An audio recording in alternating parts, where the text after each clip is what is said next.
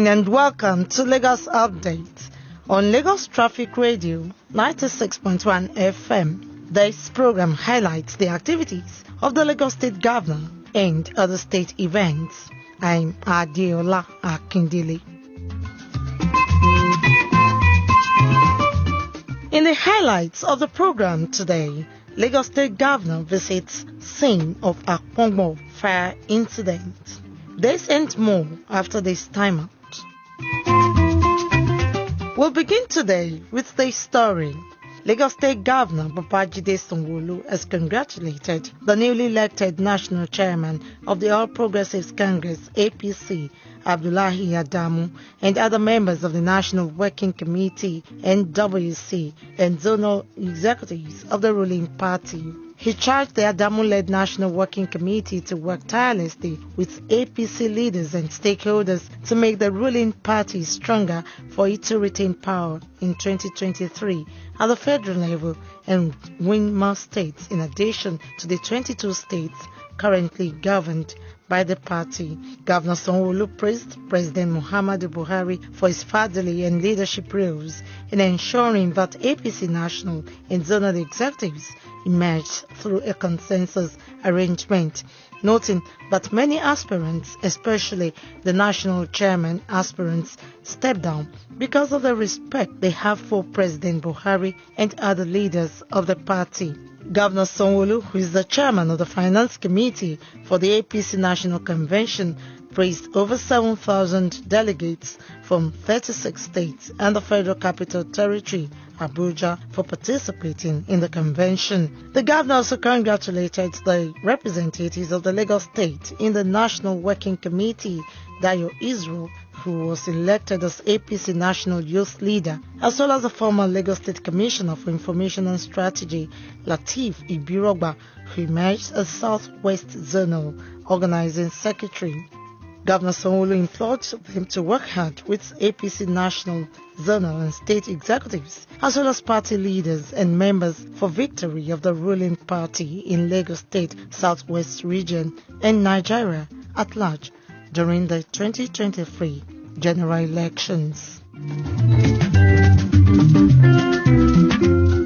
On Monday, Lagos State government promised to start clearing the portion of Akpongbo affected by fire last Wednesday. Governor Babajide Sanwo-Olu made this known during an on-the-spot assessment of the damage done by the inferno. He reiterated the stand of the Federal Ministry of Works on the affected bridge that trading would no longer be tolerated on the bridges in the state. The governor stated that he would be meeting the representatives of the traders and the local governments to find alternative trading posts for the affected traders who lost goods worth millions of naira to the inferno. Governor Sanwo-Olu noted that there has been about 9 fire incidents in the last 2 years on the different bridges across the state. We're going to clear everyone. It is not acceptable. The implications of it is far-reaching, right? So it is the monitoring and the policing that all of us have to do. That's why we're appealing to ourselves. But to go back and continue to live the life in which we have seen, it will make us completely irresponsible. And I'm sure you all share in those concerns. We cannot just, allow all of that to happen. They are completely illegal, and they're things that we should not have, around us and in a big city like that. Governor Sanwo-Olu also visited Obalende to inspect the level of commercial activities under the bridge there.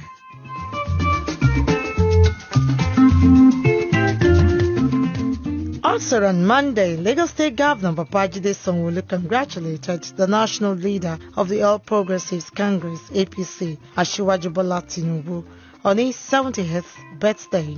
He described Asiwaju Tinubu as visionary, consistent, loyal, enigmatic, and master strategist whose democratic credentials are scholarly materials for study in political economy. Governor Sanwo-Olu, in a congratulatory message issued by his Chief Press Secretary Gboyega Akoshile, said that Asiwaju Tinubu is very consistent in his thoughts and actions about the development of Lagos State and Nigeria. He said Tinubu has donated the greater part of his adult life for service to humanity as well as Lagos State and Nigeria.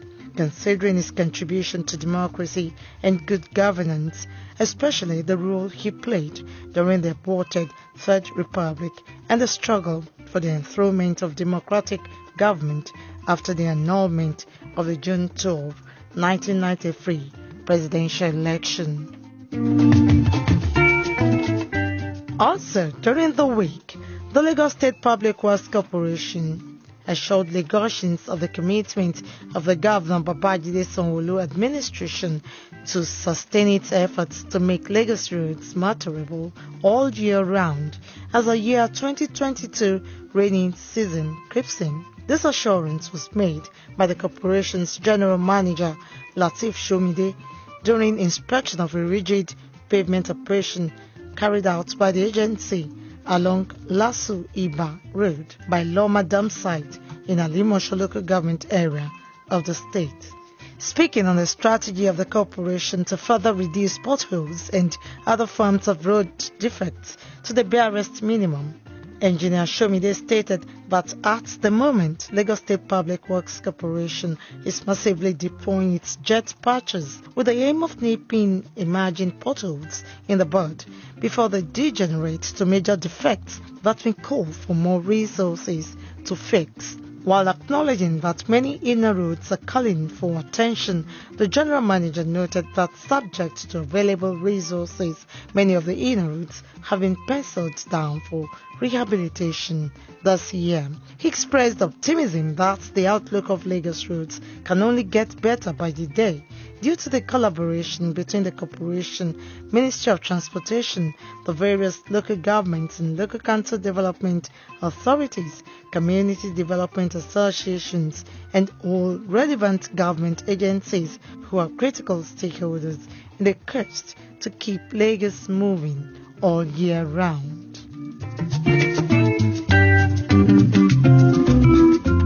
On Thursday, Lagos State government urged the people of the state, especially residents of Lekki and Ikoyi, to show understanding ahead the proposed reopening of the Lekki-Ikoyi Link Bridge Toll Plaza by the Lekki Concession Company Limited, LCC.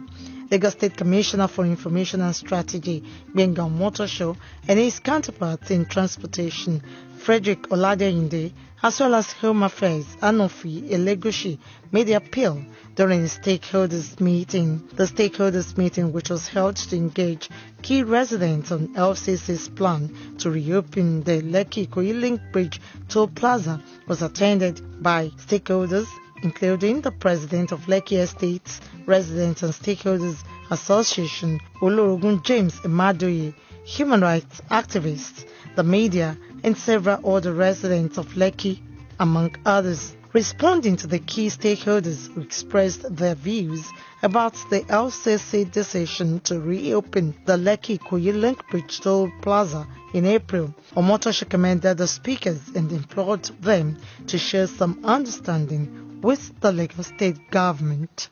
Like I said, it's not a matter of us, it's a matter of seeking for understanding.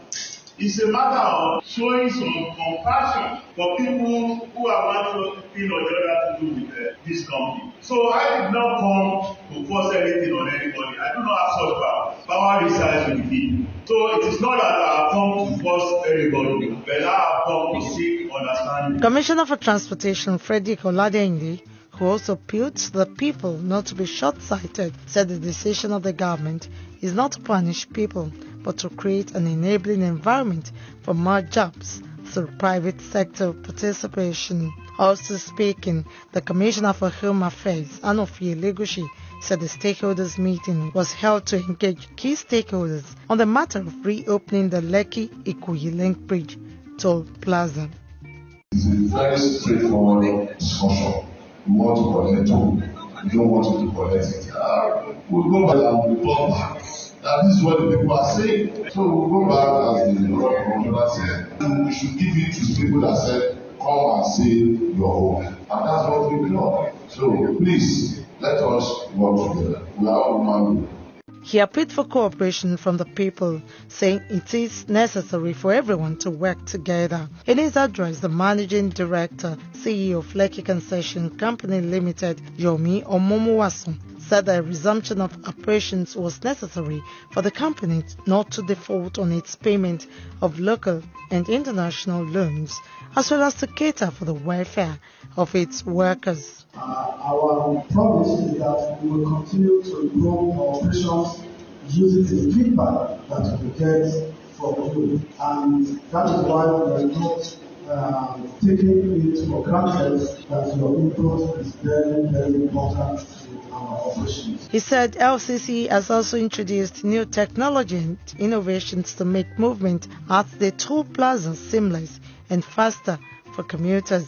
Meanwhile, the Lekki Concession Company has stated that tolling will kick off officially on the 1st of April, but motorists will be given a 2-week free access at the toll plaza as payments for access will start on the 14th of April 2022. And with that story, we conclude this week's edition of Lagos Update, a program that highlights the activities of the Lagos State Governor and other state events. You can listen to Lagos Traffic Radio on our website www.trafficradio961.ng and follow us on our various social media platforms: Twitter, Lagos Traffic 961, Instagram, Lagos Traffic Radio 961, Facebook, Lagos Traffic Radio 96.1 FM. On YouTube, subscribe to our channel, Traffic Radio 961. You can download our app, Lagos Traffic Radio 96.1 FM from Play Store for more updates. Thanks to my producer, Babatunde Akinyemi, and studio engineer, Oyeshola Ola, with support from the social media team. The executive producer is Tayo Akunle. I'm Adiola Akindele. Next week is another date. Stay blessed and stay safe.